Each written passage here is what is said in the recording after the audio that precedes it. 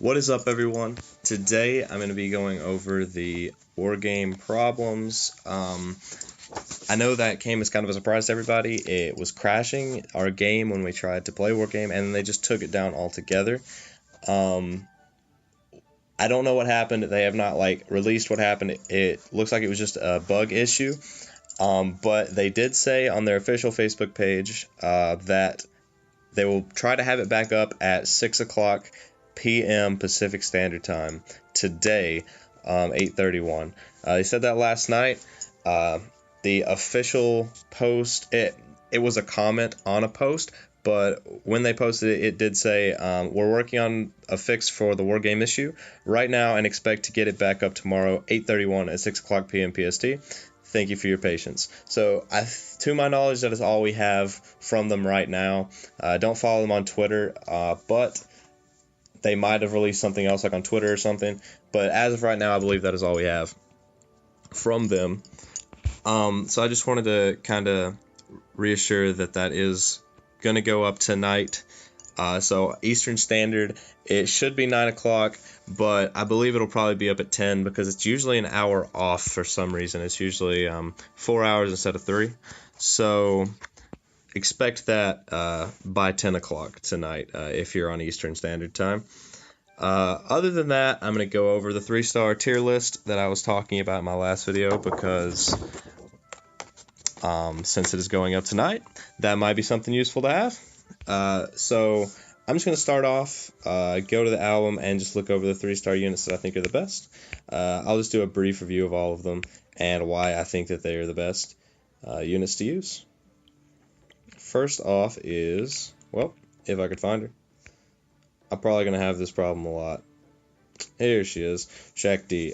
Fist Fighter Shakti is like the best attacker, in my opinion, probably just in general, of the 3 stars. She has an AoE high physical attack with a temporary strength boost. That's the relevant part. She has a self-strength plus 50% for 4 turns, which is also really good. But for the most part, the high physical attack with a temporary strength boost is just really, really good on her. So that is what makes her the best, in my opinion. She is the only 3-star with a high attack. A high AoE attack. There are some that have high single target attacks. She's the only AoE high attack. And her strength maxes out at 727 with agility at 484. After her, second on my list, even though I hate this guy, Mord Litro. So, Dogfight Mord, he maxes out at 800 strength, 527 agility, so he's pretty stacked in those for a 3-star.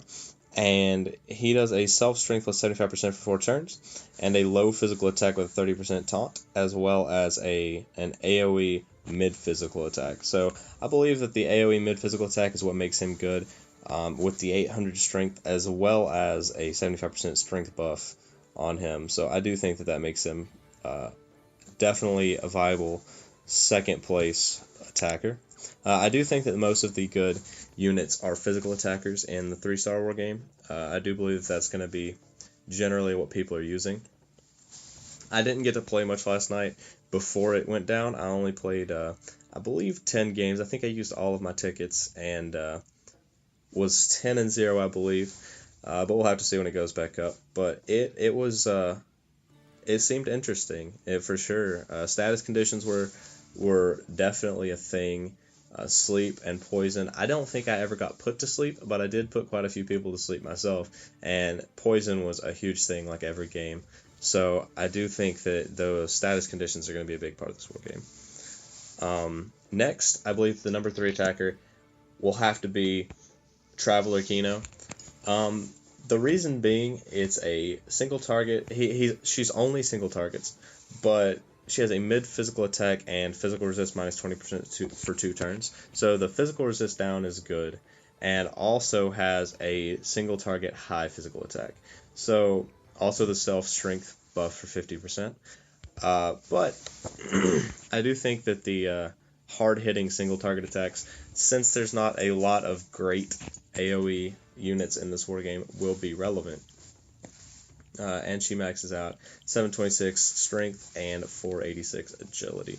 So I do think that this is going to be the best single target hard hitter this war game. After Kino, I believe that Eyes, and from what I saw last night, a lot of people were using this Eyes, and I am too. She's really good. She maxed out 800 strength and 529 agility, which is pretty solid. But the thing is, it is an AoE low physical attack. That's it. She has a strength plus 50% and physical resist plus 5% for 4 turns, buff for herself. But the AoE low physical attack, just, I feel like Kino's hard-hitting single attack that debuffs physical resist is just a little bit better in my opinion. But they're both good, so they're both around the same tier in my opinion. However, next I'm going to go with number 4. I think number 4 is kind of a tie. We have Berserker Tione. She's good. She has a low physical attack with a 50% taunt and a self strength plus 75% and physical resist minus 15% for 4 turns. I do think this is kind of a glass cannon unit. She's not like really tanky at all, as you can see here, but she does do the taunt and the resist down for, I believe, herself, which is interesting for sure. After her, I'm going to go with some debuffers and buffers. The first one being this Mikoto. She does agility minus 15% for 4 turns. So that was all for the physical attackers. I'm just going to go over physical attackers. I'm going to shout out a couple of magic attackers as well, but physical attackers is what I think is actually going to shine in this war game. So that would be the attacker tier list. There are only 5, I believe, on the tier list for me. But I'm also going to go over these debuffers and then the healers, which is definitely an important part.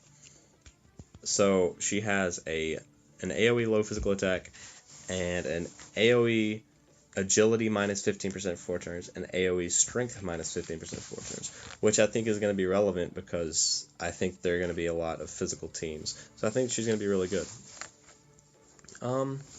After her is this row down here, the most overlooked character. But here are his stats maxed, and as you can see, they're not great, but he is just a buffer.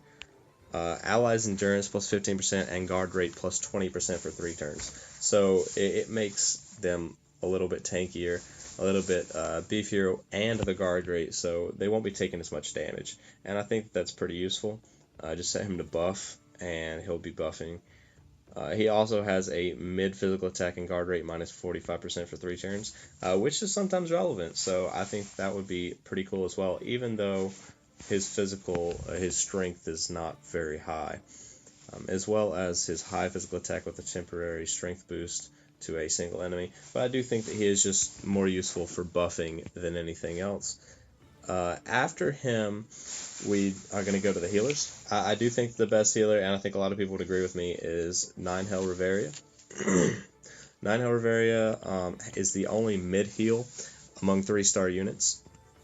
She has an S in magic and an S in dexterity with an A in agility maxed. So she has an allies mid-heal, a self-physical resist plus 10% for 4 turns, and a single target low physical attack. But if you're like me, I'm just going to be having her heal. I'm just going to be setting her to heal. So she's going to be pretty good, in my opinion. The only thing that the other healer, Lily, has up on her, in my opinion, is her ailment cure. And I don't think that it's definitely relevant in this war game because there are a lot of ailments, like I was talking about earlier. There's sleep and given that she doesn't get put to sleep, but there's sleep and poison that are the 2 most relevant, I believe. But she does have the low heal and a low physical attack with a 30% sleep. So overall, let's see what she maxed out on stat-wise. Yeah, so her magic's lower, quite a bit lower, I believe, and she has a low heal. So I think that the most useful is going to be the Reveria, to be honest. Followed by Lily. Lily's not going to be bad. Also, just some shout-outs for magic characters. I do think that this Vilvis is going to be used. I'm using her just because I already had her level 80, so that saves me a little bit of time. But she does have an AoE light magic attack, and that's an ally's physical resist plus 10% for 4 turns. So that's cool, as well as a mid-thunder magic attack to a single enemy, but that's whatever, I guess. I also might be using this Ryu just because she's, I like her. Even though she's not the best, her magic is, or she's a physical unit, I'm sorry. Her strength is 675, and she does the foe's low physical attack, so I don't think she's that good. She's whatever, but I like her. I like the way she looks. So that's it, I think, for the adventures. We'll cover the assists real quick. I do think the best assist this Wargame is going to be Naza. She has a heal 8%, and when she's maxed, which whoever has her should probably have her maxed because she was an event character, 10% HP regen to all allies maxed. She also has stats in the physical, which makes her even better in my opinion because this Wargame is going to be very physical, attack oriented. Followed by this one, God Neighbor Mike. He does the same thing, except he is not an event limited character and he puts stats in magic, so that's cool. I think those will be tied for number 1 because they are the same. It's just if you don't have Naza, you'll be using Mike, kind of thing. After that, the God of Medicine Mike. He does 5% damage poison to max HP every turn. He maxed does 7% damage poison, so he's pretty good with stats in magic at 379. After him is going to be the Freya. Let's see. Not this Freya. Devious Emotion Freya. Foe's endurance minus 8%, so I do like her a lot. She just kind of cuts their endurance, so you can do a little bit more damage. After her, I guess tied with her is... I don't remember what character it is, actually. Is it... like Ganesha? No. He is good, though. The strength minus 8%. He is on the list. Let's see, though. Hephaestus. I believe it is Hephaestus. Yeah. Physical resist minus 12% to your foes. I think she'll probably be tied with the endurance. She might be a little ahead of the endurance, actually, but she is really good as well. So her and Freya are both pretty good. So physical resist minus 12% to your opponent's team, and then maxed she does, I believe 15. Yeah, 15% physical resist down. After her, I have the Dionysius.